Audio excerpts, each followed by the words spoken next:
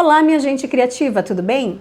Você sabe por que não se deve fazer a cura da cerâmica plástica no forno micro-ondas? Você vai ver no vídeo que eu vou te mostrar agora.